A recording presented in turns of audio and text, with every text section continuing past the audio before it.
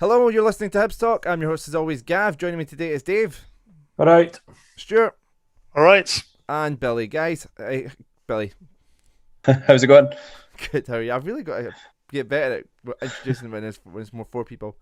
Aye, Billy, I'll start with you then since I kind of interrupted you there. How are you getting on? No bad, no bad. Just kind of mentally preparing myself for going back to work next week with everything kind of opening up again. Got a trip down to Liverpool tomorrow. So yeah, nice wee drive coming my way. How are you feeling about? I mean, it's kind of after being off for so long. How long do you think you'll be back before you go? Oh, I wish I was on furlough again. How long do you give it? One day. Yes, I genuinely think the first correct. day is going to be hectic, and then I'll be like, oh, I wish I was back on my couch playing the PlayStation. Dave, you've been back for a week. How long have you missed COD? How long did it take you to start missing COD? Probably by break time on my first day. I was genuinely well. You messaged me, being like, "Oh, but you're not here anymore. Yeah. Like to play COD because you were off." And you were like, "What did I do?" And I'm like, "Well, I didn't know." So you made it kind of worse because I was picturing you in your house, all sad with your controller. Rebecca made me do housework instead. And be an Oh, adult and do adult and stuff. It was ridiculous. yeah, it's so bad, mate. I'm sorry. Um, see what happens. Yeah, I've got a holiday coming up, so I'll message you. Sounds good. Holiday already. You just been on a year's holiday. Stuart, how you getting on?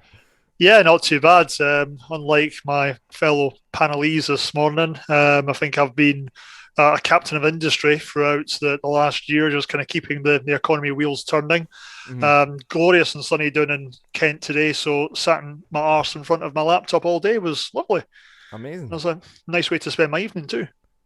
I remember when I was working from home, working for a different company, there was a couple of times where we had like team meetings and stuff, and it was really nice weather over the summer.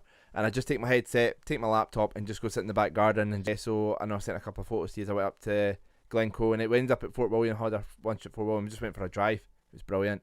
It's just nice to get out because, like I say, it's something I like to do, but with the restrictions, you weren't allowed to leave your local area. So good to get a bit further afield. It was a really nice drive. So aye, got the sport mode on Glencoe and kind of got a bit enjoyed that a bit. Good stuff. But anyway, obviously on today's podcast, we're going to be chatting about the Motherwell game, the Hibs winning on penalties, getting through the semi-finals. After that, we'll have a chat about the kind of consequences of that with Rangers getting knocked out, Hibs now favourites, and then we'll have a chat about Aberdeen. We'll also have a chat about some of the youngsters in the academy as well. I know Graham Matthew's been speaking to the papers about that. Hopefully, if I can get the audio working, I'll get the clip of Jack Ross in as well. Him talking about the matter with myself. And then we'll finish up obviously with the St Johnstone game at the weekend. So I'll just load up my notes here. I'm so prepared. Dave, I seen Probably didn't create as much as we definitely didn't create as much as we did against Livy first half. So it probably made it look not as good as it maybe was, but it was fine. I just felt like both teams were maybe Motherwell basically didn't want to concede, but they wanted to try to score. Really, I felt them maybe just try to hit us in the break in that. They were just trying to stay in the game for as long as possible and maybe try and nick it. Certainly didn't feel like they were coming to Easter Road to try and win. Stuart, and I know when we've previewed Motherwell games, especially the ones at Easter Road, we've spoke about the midfield three quite a few times. We've spoke about Turnbull in the first game, Campbell and O'Hara, and then I can't remember who it was sort of in the previous game, but that sort of midfield three really sort of dominating the game and sort of controlling possession. It's great to see that Jack Ross has sort of seen that and kind of in a way went for like in a good way, and it worked with Irvin, Newell and Gogic doing the exact same thing, but in Hibs' favour this game. Yeah, absolutely. The Motherwell team that turned up on Saturday were nothing like the team that beat us 2-0 and very comfortably in the previous meeting at Easter Road.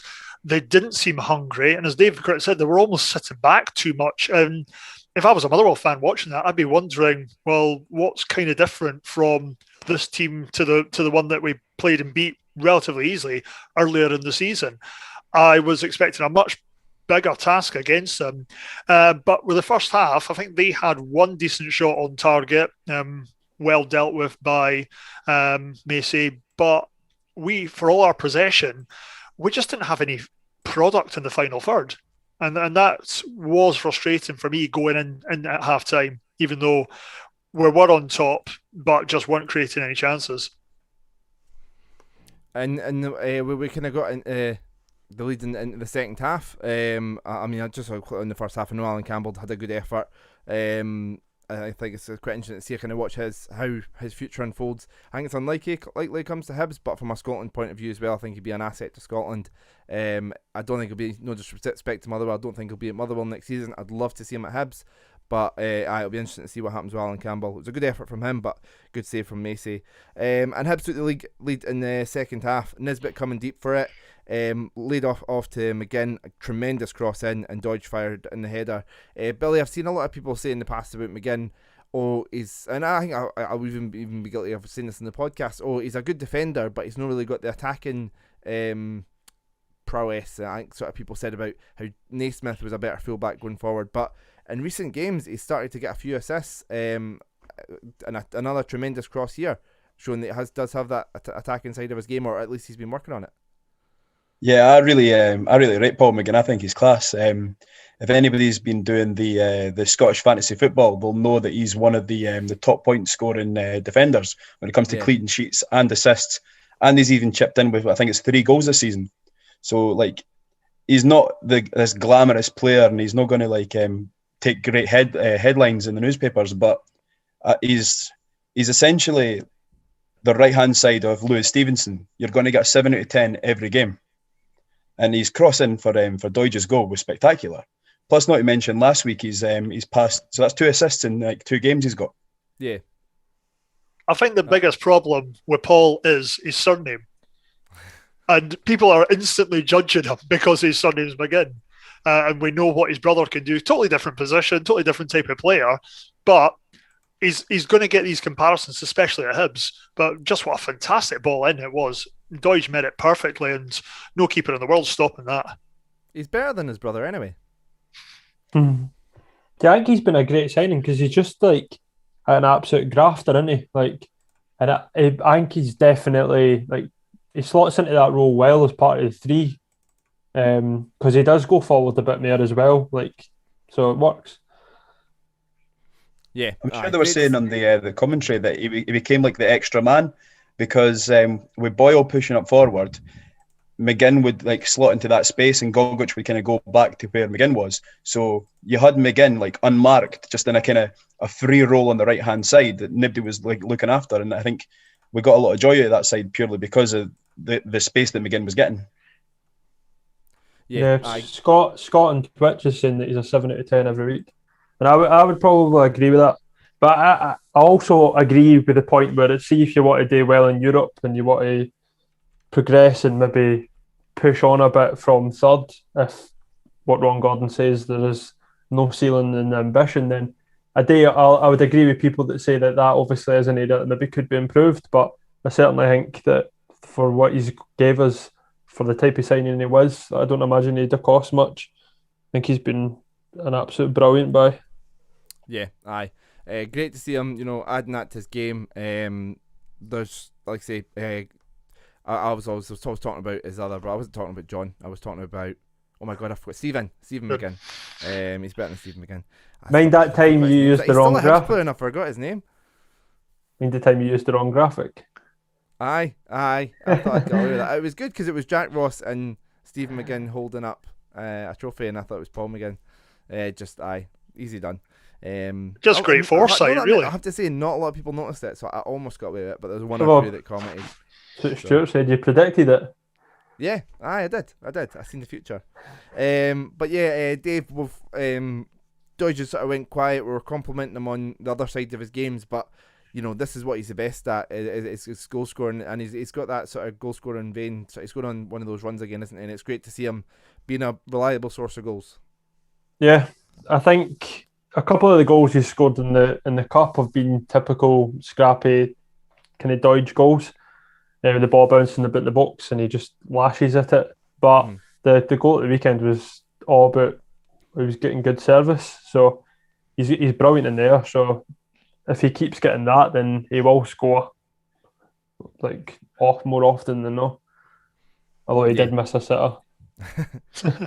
Didn't they stretch high enough for it, according to Michael Stewart? Yeah.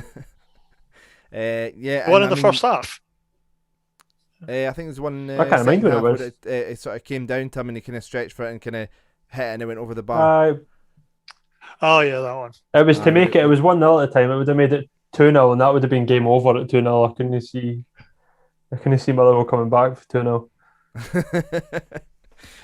But yeah, and it was great to see Nisbet being involved, making things happen.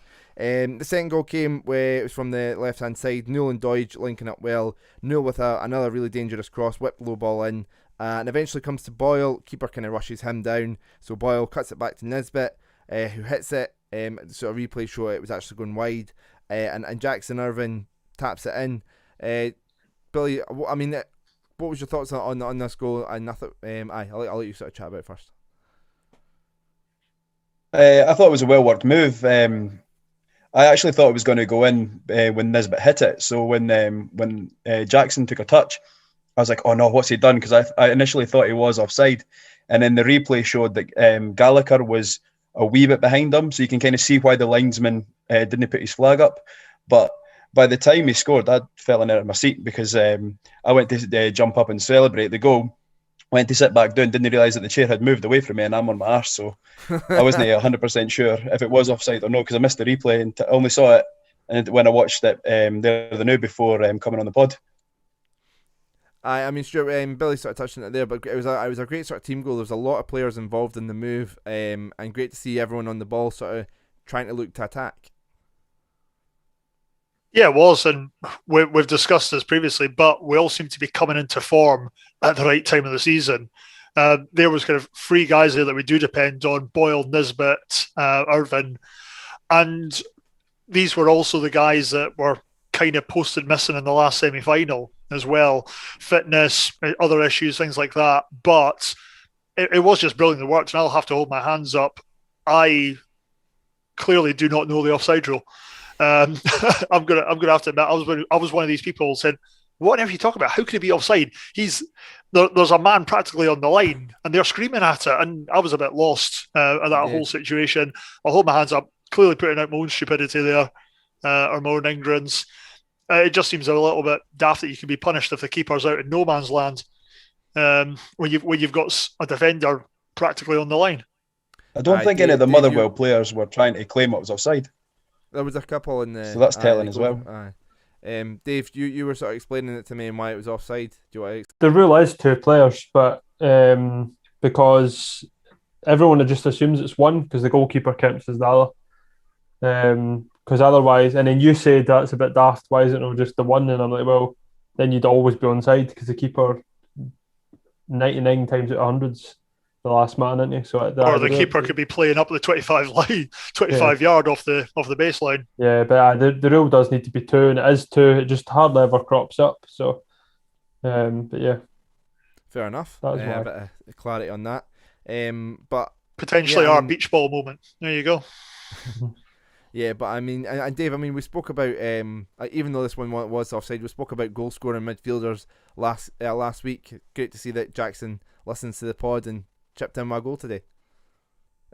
Yeah, I actually think it was probably going wide. I think the commentary said it was maybe going to nestle in the corner, but it would have been close. So I'm kind of glad he did tap it in and we got away with it. But I don't think Jackson Irvine was having the best of games, if I'm honest. So hopefully getting a wee goal will help confidence-wise, because he gave the ball away a few times, and maybe think it's because he was trying some passes that we kind of want as fans, though, because we say we're not creative enough. So we can't really complain when they didn't come off. But yeah, hopefully that helps confidence-wise. Yeah, no, I understand what you're saying. I think there was some frustrations with this game. Like I said earlier on, I thought the midfield 3 of him, Gogic and Newell worked really well in terms of dominating the game. But there was sort of individual moments where he kind of, like say, he was trying things, which is encouraging. But there was other things where he really could have done better. It was a bit lack with some of his passes. But yeah, I mean, he was. I kind of took a note of the specific times. If you pause it, 79:08, Jackson Irvine is celebrating, and 80:55, the ball's in the Hibs net. Sure, didn't it take Motherwell long to get us panicking? No, absolutely not. I think Porteous summed it up in his post-match, saying it was the Hibs way. And this is just part of the DNA of our club. It's part of the roller coaster. No point in buying the full seat at Easter Road because you're only ever going to use the edge. And thank you. It's partly why I love being a Hibs fan, but also bloody hell on Saturday night, that was just something else. And I don't know if it was a spatial thing or basically just thought, this is going well wide, and they just nestled perfectly in the net, and all of a sudden Motherwell have got their gander up after being practically doing nothing for 82 minutes. They've got a real chance to bite us. Yeah. It was a corner. They sort of took the short corner, whipped it in. It was headed away from a Hibs player, and then it falls to Lamy. Personally, I think he tries to just sort of put it back into the injured area. I don't know if you think it was a shot, and it goes in. Sorry, I mean dead that out. Billy, how did he get so much space to even attempt that? I just think it goes back to the old problem that we have. Is a lot of players start to ball watch. So when it goes out, they're all just looking above them to see where that ball is going back into the area. I don't think any of them is expecting it to nestle into the back of the net as it did. But this seems to be like a kind of recurrent theme where defenders at the moment, they play great, and then they'll just have this moment of ball watching where nobody takes responsibility for who's marking who, and they just allow the ball just to go in the back of the net. But they always seem to do it in harmony. It's not just one defender that kind of is caught ball watching or is caught in no man's land or anything like that. They all do it together. Beautiful for team unity, but very frustrating. And Dave, I mean, I'll come to you on this. I know you were kind of nodding along, but do you think that he meant it? Was he shooting? No, I didn't mean it. No, which probably caught Macy off guard. But I agree with Stuart. Macy should 100% be doing better there. It's not as if the ball was kind of lobbed into the bottom corner, if that's possible. It didn't go in with any great pace. Maybe Macy, goalie kit wasn't dirty yet, so he was maybe like 80th minute. I'm not getting this dirty now. Yeah. Who knows? I did see. I went online. I seen quite a bit of frustration towards Macy, and a lot of blame put on Macy, and some people saying that because Marciano's our better keeper, he should be playing the rest of the cup games now that we're in a semi-final. I think that's harsh. I think maybe we should have done better, but it's a bit of an unpredictable situation. Personally, I think that's a bit harsh to talk about potentially dropping him. But Tony Watton 7 minutes later had it 2-2 and going to extra time. It was too easy for the cross to come in. I think Irvin was sort of the closest to O'Donnell, and Billy, I mean, it was between McGinn and Boyle. Is this sort of the thing about, I don't know who you sort of blame more, but is this sort of thing about Boyle? Yeah, he can be used in that wing back position, but you do run the risk when you ask him to do quite a bit of defending, considering he's not a defender.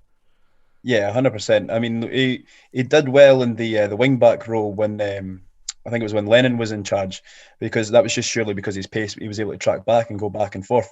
But when you're near the dying end of the game, and your back's against the wall, you need everyone to pitch in and kind of stay back. And Boyle's never a defender in a million years. He never will be.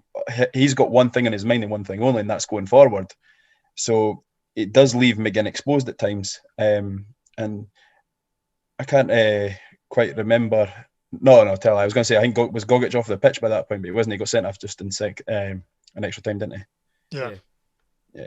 But I think had we had Cadden on the bench, I think we would have seen Cadden come on earlier to kind of help out on that right-hand side as well. I think somebody mentioned it on our group chat. We should have been bringing on Darren McGregor to just shoot up the shop at the back there. And something we've maybe kind of skimmed over as well, credit to Graham Alexander and Motherwell. As soon as Tony Watt came on, he was causing nothing but problems for us. They went out and kind of changed the game up. And again, I kind of find myself kind of wondering what our bench is about, because Jack Ross didn't make a change until well into the extra time situation. There was a lot of tired legs on the pitch there. Yeah, I remember saying to you boys during the game, it was like any player that we bring on is actually weakening the team. Like, so unless somebody's tired, I wouldn't have changed anything. obviously, like I remember saying that, like, yeah, we should have maybe taken off Doidge and put on McGregor just to kind of shut up shop. But I mean, if you were to take off Irvine for McGuinness, you wanted to kind of like all backs against the wall, everybody dig in deep, and there just wasn't anybody on that bench that could have done that.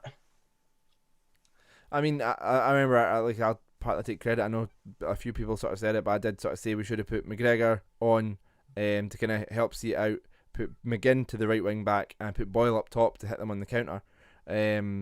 But obviously we sort of never went for that. And yeah, I mean, even like into the start of extra time, I know Motherwell had the better of it. Dave, do you put that down to the not making any substitutions, which the boys have talked on? Do you think that was sort of the emotional side of it with Motherwell, getting back into it and being on a high, and Hibs being like, oh, we should have had this one? Yeah, and this is the point where I think that Hibs a couple of years ago, and it might sound cliche, like about a few years ago, we would have wobbled and lost that. So I've seen people say, well, Hibs didn't bottle it, because if we bottled it, we wouldn't have hung on, like, through the disappointment of that, taking it to penalties and then winning the penalty shootout. And I completely agree with that. I think when Halberg and Wright came on, like, I don't necessarily think they improved us, but they gave us a bit more legs because the game was quite stretched. So I think, yeah, that's probably why Motherwell were looking better. Definitely the first part of the extra time. It's one of the frustrating things about sitting at home watching it, because I was turning to Becca and shouting, "Why is it no made a change yet? Why is it?" And then when the changes did happen, like you say, even though like Jay Wright and Halberg, we had a few chances off the back of that, and I'm like, "See, why did he not make a change sooner? If he'd done that, we wouldn't be in this position." And she didn't care. I really need to be watching. I need to be at the stadium watching it with you boys, or sort of in the pub or something. Hopefully that's no far away. She doesn't care. Yeah, my missus doesn't give a shit either. Yeah. But yeah, we say we kind of held out. Gogic got a second yellow card just before the half time. I mean, pretty straightforward. I think the referee got that right. Would you agree? Yeah, I would think so. Raised his hands. I think you could almost said that Hanlon was maybe a bit lucky in escaping a booking as well, because he was pretty. I don't think handsy is the right word to use for him, but there was definitely a lot of shoving going on. It was certainly he was certainly, I'm the captain, I'm getting involved to clear this up, and then started shoving some people. Yeah, but I think Gallagher was just as guilty, and how O'Hara managed to survive the 120 minutes is beyond me as well. There's just a lot of kind of niggly little actions, fouls in his play, and he does seem to get away with it. But you know what? We survived the 120 minutes with 9 men on the park. I thought that was encouraging. Something good to take away. And then, like I say, it went to penalties. I know, like so people were pointed out the last few penalty shootouts at Easter Road had not gone our way. But I think so I've got the notes here. So Hibs scored 3 of the first penalties, some really good penalties in there. Devante Cole's penalty as well, give credit to him, that was a really good penalty. It was a fantastic penalty. After scoring the first one, Motherwell missed 2. Nisbet steps up to put us into the semi-final and misses it. Billy, did you start to panic and think that Motherwell were going to have a second comeback? No, but I was quite tipsy, so I was fine. I think because they missed 2 and we only missed 1, I was like, we're still in the lead, it's fine. Much like the rest of you, saying to my wife, it's like, it's fine, as she's on her phone not giving a crap. Dave, were you more like me? Did you start to panic and think, oh no? Yeah, I was keen at the surely no. And then I was like, it's going to happen. It's like just written like in the stars that they're going to end up winning this after we thought we've won it, and then that would be the ultimate. But nah, didn't happen. So I was something nervous when it was Porteous that took the 5th though. No, so was I was definitely. Not Porteous, surely to God. I think something that needs to be pointed out, the couple of misses from Motherwell, there were high, wide, off the post, things like that. Were the Motherwell players taking the penalties put off by Macy's size? All of a sudden, you've got a keeper in front of you that's about 6'7". They're thinking, right, I'm going high now. Look at the bloody height of him. I need to go higher. Or I'm going to the right. Bloody hell, look at the size of his reach. I'm going to have to go a bit wider. So even kind of having an imposing figure that size kind of in the goal probably helped us. Yeah, massively agree. I think that his stature helped with those penalty misses, and like I say, Port just stepped up to sink the successful penalty after Motherwell scored their one. Sent the keeper the wrong way. Stuart, hate penalty shootouts, but what a feeling you get when you win them. Yeah, absolutely. I think my neighbour's dog was frightened again. No, the first time I've scared the living bejesus out of the poor wee thing, just by jumping up and screaming and everything like that. And all of a sudden, Saturday night was made. All was right in the world. I'd missed the hit list, but apart from that, it was all good. But it was just fantastic. And again, to see them hold on, as Dave Critt said, we easily could have wobbled, we could have bottled it, dare I say, could have Hibsed it, but they showed great character in the end. And actually to see some emotion from Jack Ross on the sidelines as well showed what it kind of meant to him and the rest of the management team as well. It's one of the things that even Craig said it on this podcast last week was, or maybe a couple of weeks ago, about Lennon, the Lennon side, the Lennon mentality. It really pisses me off. I think it's really unfair to Jack Ross. I understand that, which we're going to come on to, about like Jack Ross's record in semi-finals and stuff, and I guess the players' records this season in semi-finals. But I think this player does have a lot of character, as is coming on leaps and bounds, and I think it's a bit. Rose-tinted glasses with Lennon. I think sometimes there was some games which should have seen out and were thrown away, or last-minute equalisers and stuff. So anyway, but yeah, and I think it was great to see Louis and Paul McGinn going to the Motherwell players after the penalty shootout. I don't know if you've seen the photo. There's a photo of all the Hibs players celebrating, and McGinn and Louis consoling the Motherwell players. A lot of respect for them. If I was a Hibs player, I'd be going nuts. I wouldn't have cared about the Motherwell players, but you know that's why they're better guys than me. They're top pros, top gentlemen. But yeah. So we're into the semi-finals of the Scottish Cup. And I said a few weeks ago we're going to win the Scottish Cup. I said, one of Rangers or Celtic are going out. We're going to beat Motherwell. We're going to get to the semi-final. It's all happened, but what I didn't think was going to happen was Rangers going out as well.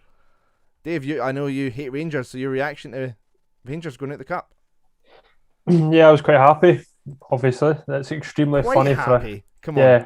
It's extremely funny for a start, right? Because they expected it to win the double this year, like without a shadow of a doubt. So the fact that they've been beat at Ibrox or St Johnstone and Pens is very funny. They seem to have this pattern of beating Celtic in a cup and then thinking that's it, because they've done that a couple of years ago, and obviously we beat them in the final. So I think get it up them. So I think, if I'm being honest, get it up them. I would have quite liked to beat them in the final, but I'd have been too nervous. I don't think I could go through that again. It's been too soon since the last one. So I'm glad they're out. And Billy, one of the first thing that I think we all thought of was the fact with Hibs now being favourites. That's exactly what happened with the League Cup. We were, favourites, and in the St Johnstone game, you mentioned it earlier on about how the squad's in a different place. But are you cautious as a fan because of the League Cup? Is that kind of a lesson learned, or are you just full on, we're going to win this? I think if you're going to talk about the St Johnstone game in isolation, we should have battered them in that first half. Like, we genuinely dominated. That was one of the most attacking performances I've ever seen from Hibs in a first half without actually scoring.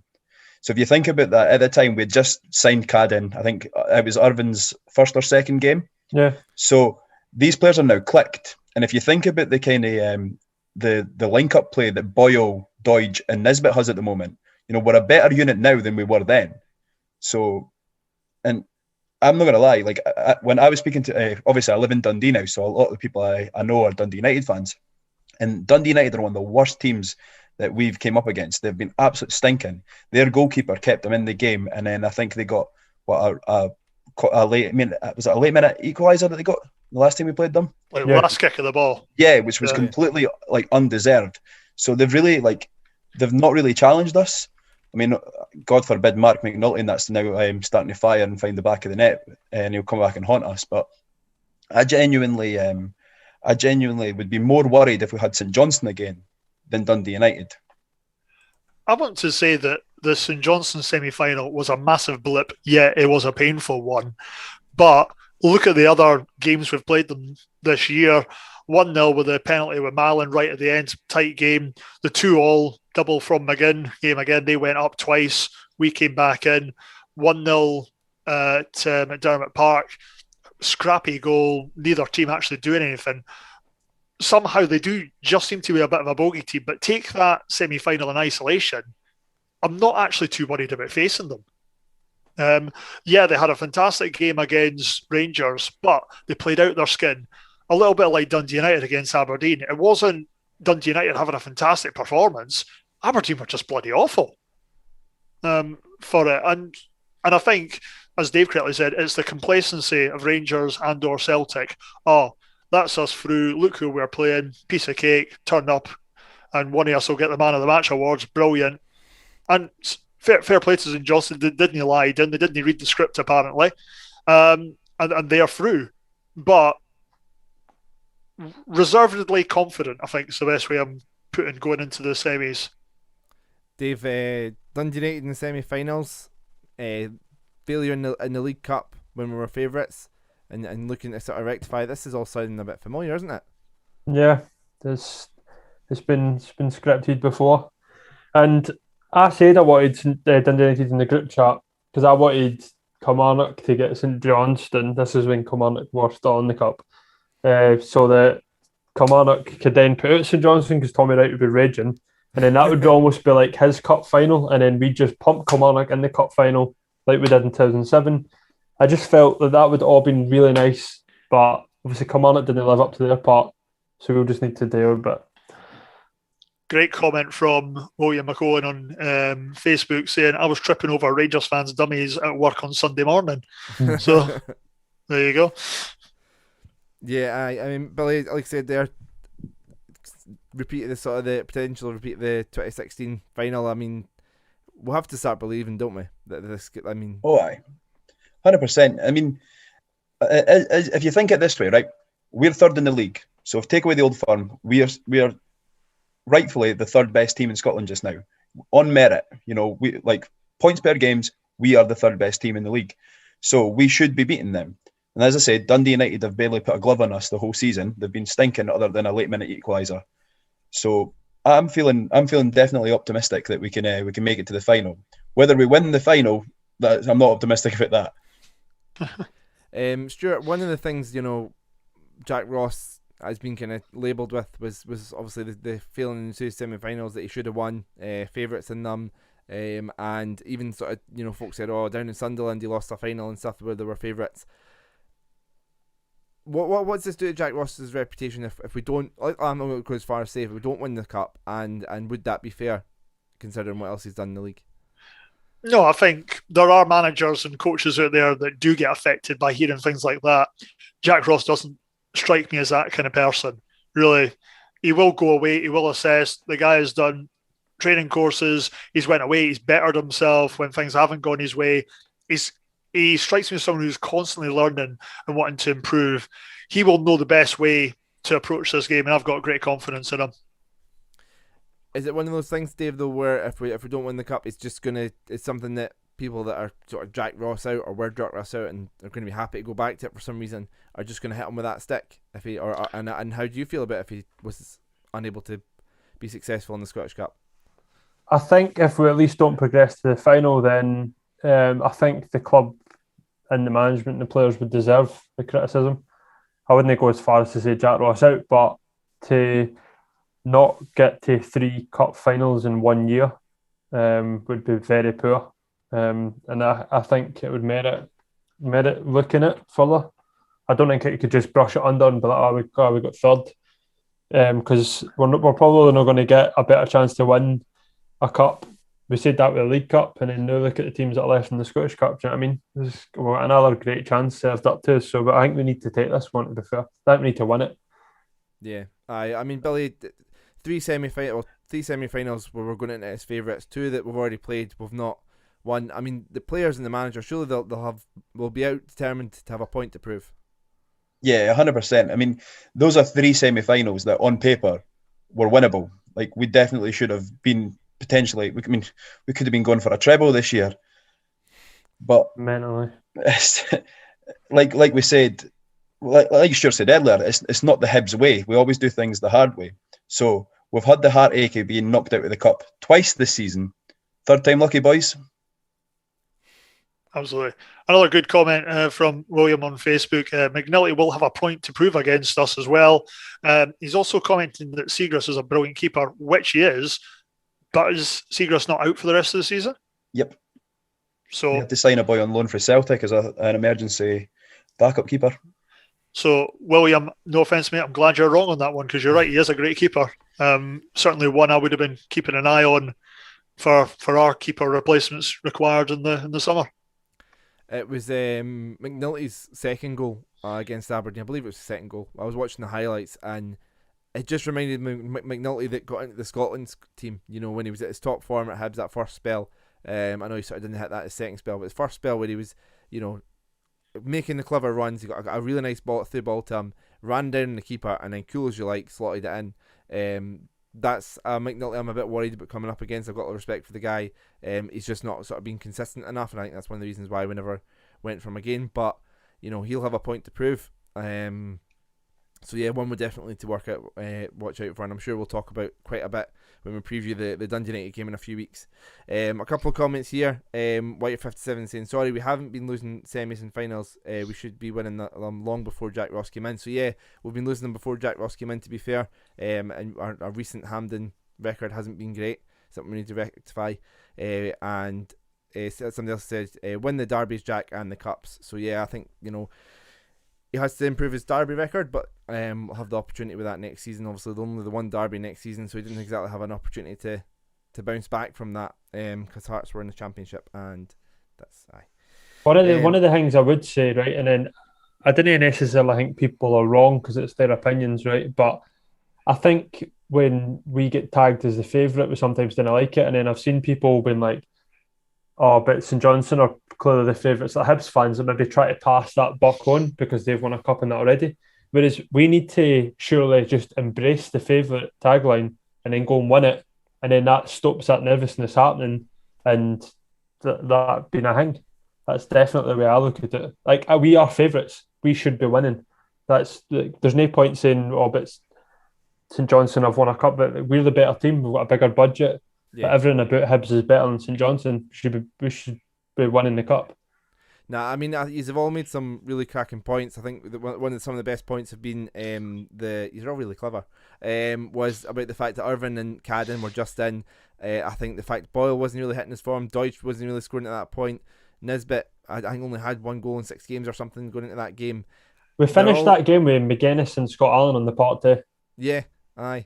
Who have both really had Scott Allen's first game back, so it was only games before he went on loan. So I really think the team are in form now. Like, this is some of the best form I've seen from Hibs in recent weeks. Boyle is scoring. I think Boyle scored like 10 goals in 12 games going into the Motherwell game. Sure, that I heard them say. But Toij has like 3 and 3. Nisbet scoring again, and he's playing effectively elsewhere in the team when he's not scoring as well. Newell. It looks like the player we're really excited about signing a new contract. Gogic is a really important player. Gutted to not have him in the semi-final, but I think we'll be fine without him. I think we're coming into form at the right time this season, and we'll be. Well, I'm really confident. I know these are the sort of things that we clip, but we're going to win the Scottish Cup. I'm so confident. I'm so excited. I'm gutted. It's not going to be in front of fans, which he's kind of told me before we started recording. It'll be interesting to see where it's played. Dave, do you want to kind of say about that? I just read briefly that obviously Hampden's getting done up. Rangers and Celtic are doing up the pitch, so they've said no. Hearts have said no because they're bitter bastards. I've no doubt that is the reason. But so I just don't know where it is going to get played.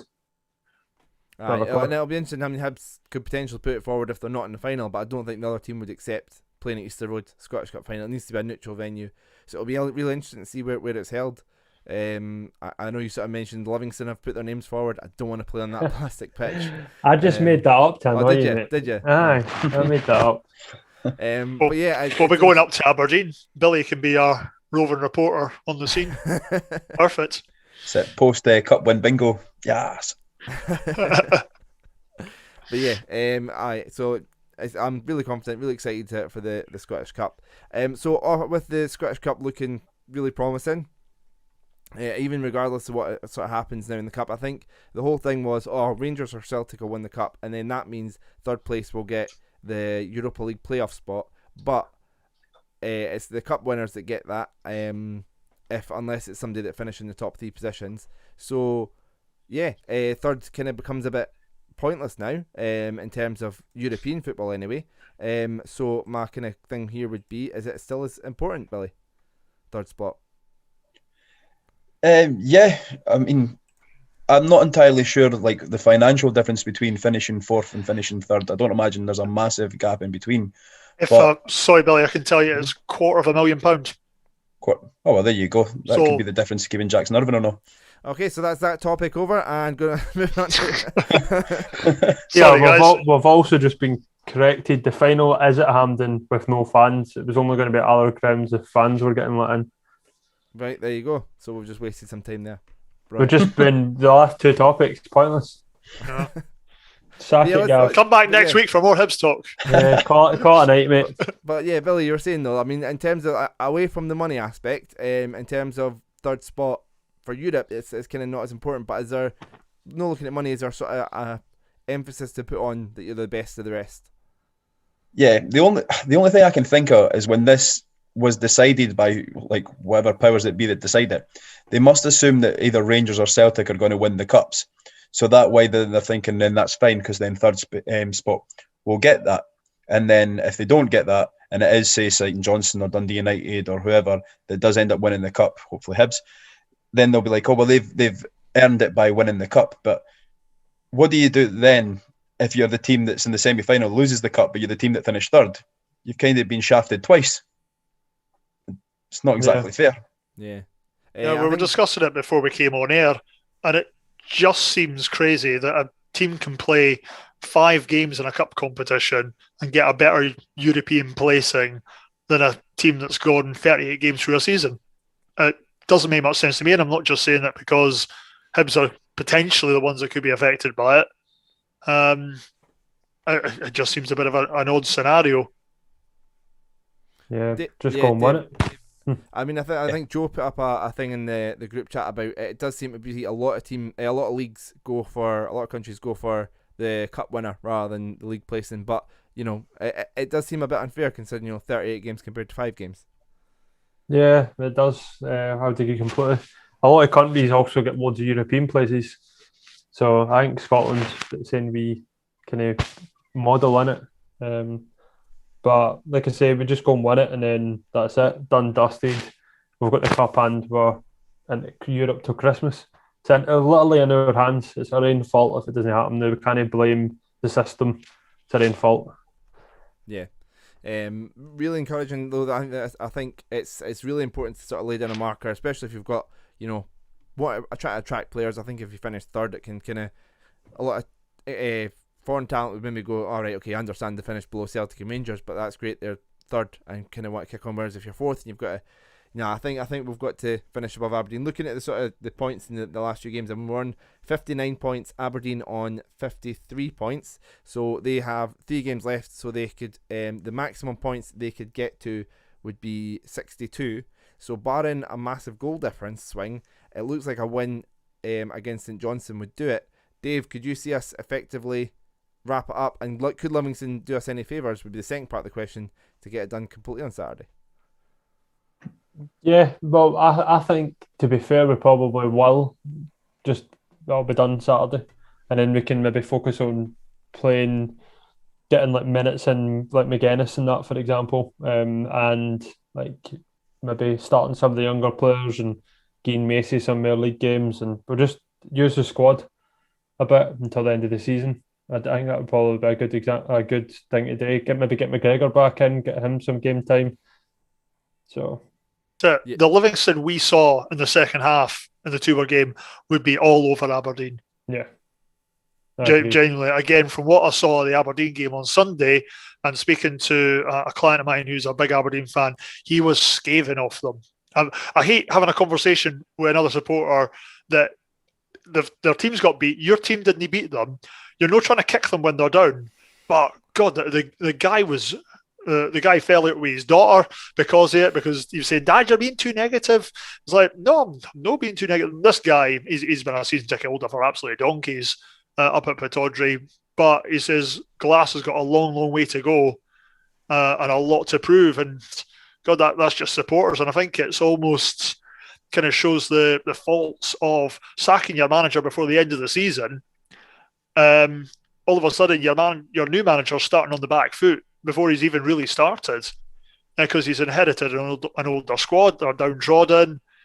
Sorry, this has turned into red talk. My apologies. But no, I think you're right. Aberdeen do have quite a rebuild to do this summer. I think it's a bit frustrating though that Aberdeen are kind of not doing that great, have a rebuild to do, and are only 6 points behind us. I think that sort of dip in the middle of the season we've had is going to hurt us. So no, I think we'll be.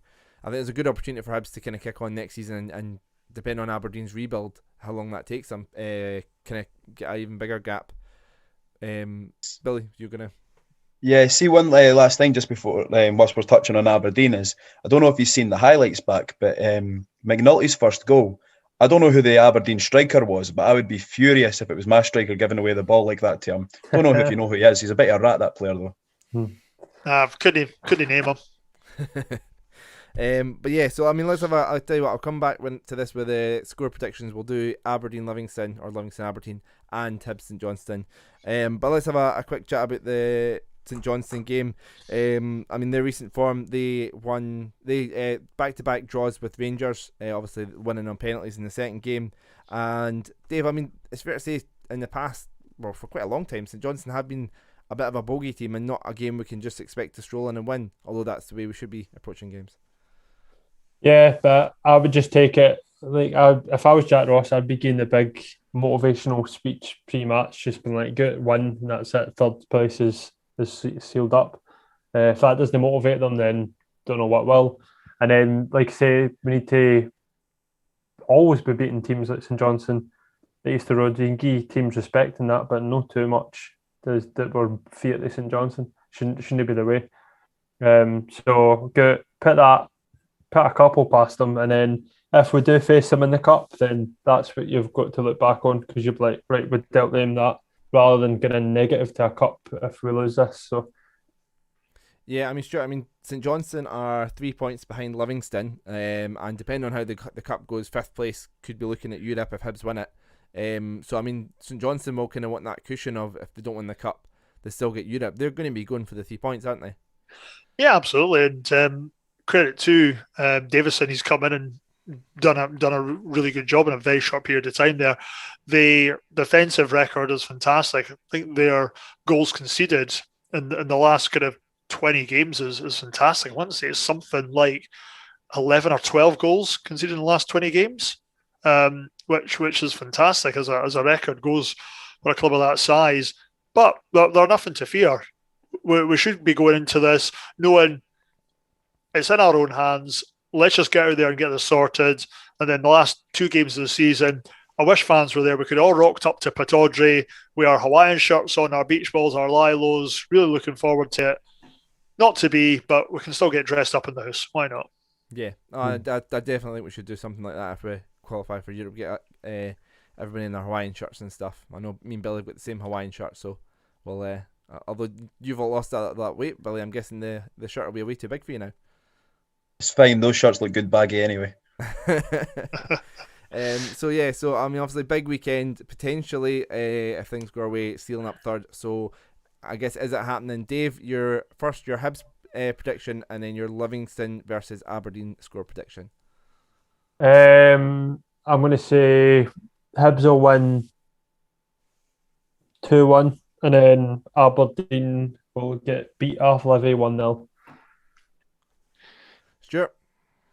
I'm annoyed because Dave said exactly what I was going to say, but I'm going to say it's going to be 1-0 to the Hibbies and 2-0 to Livy. Change it up. Billy?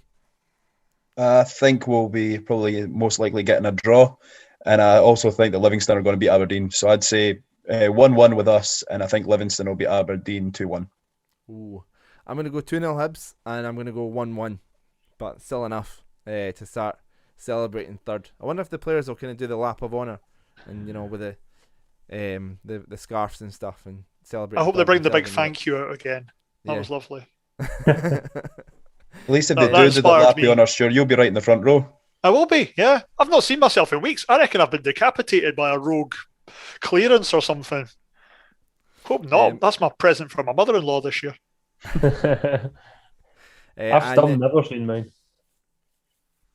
And quite a final topic to kind of finish up with was there has been some talk. I know Matthew has been talking to the press about in regards to some of the young talent, sort of most notably Murray Johnson and who was the other one? Sorry, Laidlaw, the striker Laidlaw. So I mean, I'm going to edit in a clip now of me speaking to Jack Ross about that talent, and then we'll come back to that live.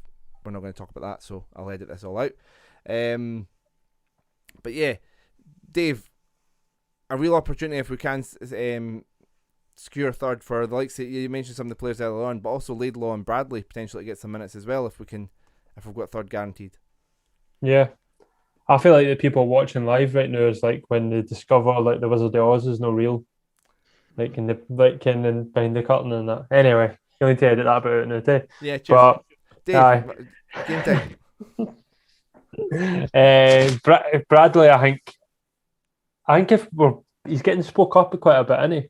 So I would quite like to see him get some first team minutes rather than I get maybe gives him obviously a bit of experience, bit less pressure on him, but at the same time, it's going to be against the best teams in the country because that's the teams in top six. So to me, I didn't see any negatives in that at all.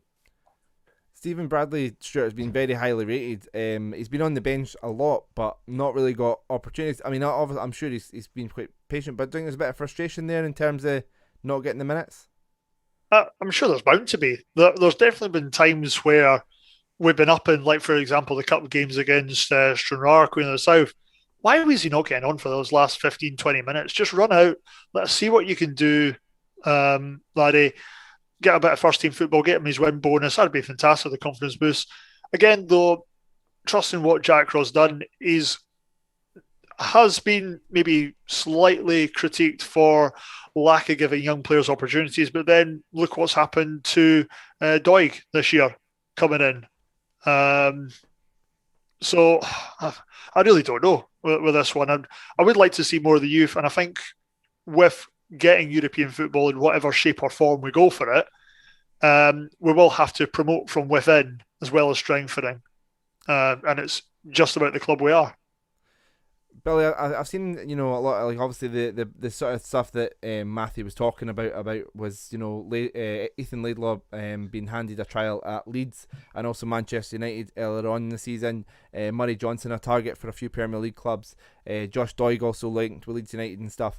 They're trying to say that there is a pathway at the first team and use Josh Doig as an example of that. But is there also maybe an argument of, well, there's one, but it really should be sort of more than that, even if it is just sort of getting minutes off the bench to impress?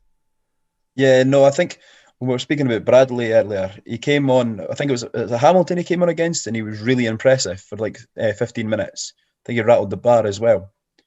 So you've got him coming on and being like kind of a live spark and showing something different. But he's not getting a game over Dre Wright, who, I'm sorry to say, just isn't going to cut it at Hibs. He's just not good enough. So if you're a young laddie sitting on the bench and seeing this guy who clearly isn't that good getting in ahead of you, it would be frustrating. And it's all very well saying, oh, Josh Doig or Ryan Porteous, but that's two. You name me any other Hibs players for the youth academy that's broke through and been a regular starter. It's very few and far between.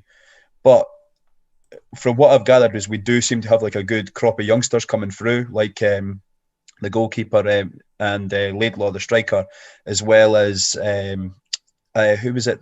Was it Callum Yates? Is it that got a new deal today as well? Yeah, another left back. So they're obviously, these young guys are quite well thought of, and Dabrowski getting a new deal as well. But yeah, there has to be a point where we say these guys need minutes and not just loans to who have we got a partnership? Is it Stranraer?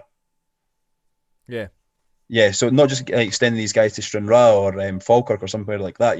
Let's get them in our first team and let's show them that don't go to Leeds, don't go to Man United, stay with Hibs, and you could get these big moves 3-4 years down the line, and we'll get better money for you, and you'll be a better player for it. Yeah. Matthew kind of on that saying he's far better, as he's talking about the Laidlaw, for example, he's far better off staying at Hibs with a pathway to the first team than going somewhere else and messing about playing youth football. There's a few, very, very few, if any, young players. Billy Gilmore, maybe the only one exception, who has left Scotland at 16 and made it to a top first team player. Yeah, Dave, but do you think it's there's got to be more evidence of that pathway being available for youngsters? Yeah, because I would rather see like Bradley going out on loan to somewhere if he's not going to, rather than sitting on the bench. Do you know what I mean? Like, I think exactly what maybe we've brought this back to this so many times, what Ollie Shaw was maybe missing, like game time, and because I think what Billy's saying there is right. Like, I think the partnership's then is more, but go and put him out and with Yates and that if you're not going to, because I don't see a pathway there now at all. I said that to you the other day. I was like, I don't really see one.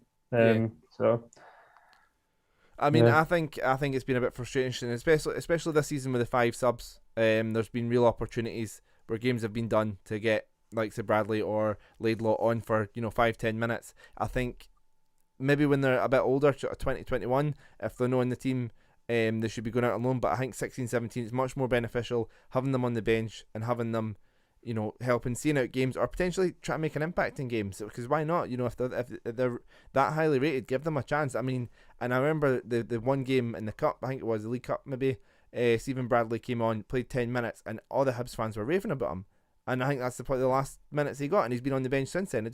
I don't know, Bradley's an example of where I think it's great to see Doig being an example, but I think there needs to be more examples if we're going to be more persuasive to these young laddies heading down south at the first opportunity they get. But anyway, that was just a bit at the end there, sort of chatting about that. Shout out to nottheoldfirm.com. I was reading their article there. Ben's a lovely guy, so go and read their articles. They don't talk about the Old Firm, funnily enough, so go check out them. A lot of good Hibs content on there. Guys, I know it's asked to be done by 8 o'clock. We're recording this now, getting to 8:05. We missed kick-off. I'm sorry. I'm guessing all your plans for tonight are to watch the Champions League. Yeah, which are now ruined because I'm not going to watch it. It's already started, innit? Then I turn on a movie 5 minutes in. I'd just leave it. You'll be fine. You've not got a BT Sport app. You can just rewind it. Watch from the start. Yeah, I'll be fine. I'll go and watch it in Real Madrid training ground, which is fecking annoys the life out of me. We were just speaking about it before we came on. They should be playing at home in the Bernabeu, on a training park. I want to say, isn't the Bernabeu getting redeveloped right now? Is that no, if it is, then you've just made me look stupid. No, I know we were talking about it earlier, and I just totally forgot that. Because something tells me they're actually losing one seat in this renovation. They're not expanding their capacity. They're actually losing with the work they're doing. All right, okay. I don't have a clue. It's a lovely stadium. I don't really know what when you've done it. I was at it a few years ago, and it was beautiful. Probably the coolest stadium I've ever been in. But yeah. Billy, your plans just to watch the football tonight? No, I'll probably end up just watching something on Netflix with the wife. We've been rewatching the old Channel 4 comedy Teachers because we finished Schitt's Creek the other week. So yeah, we're just looking for like another kind of just comedy easy watch. So Teachers it is with a young Rick Grimes. Yeah, it's a good show. I was talking to my brothers about stuff to watch, and I was suggesting that and Green Wing because he's not seen Green Wing, so I was telling him to watch that because that's a great show as well. But yeah, so enjoy the football tonight. Billy, enjoy watching Teachers and chilling out with Netflix and chill with the wife. Sounds interesting. Thanks again for chatting Hibs, boys. Follow us at HFC Talk. Subscribe wherever you get your podcasts. And thanks again. Catch you in a bit. Thanks very much. Cheers, guys. Yeah. Bye.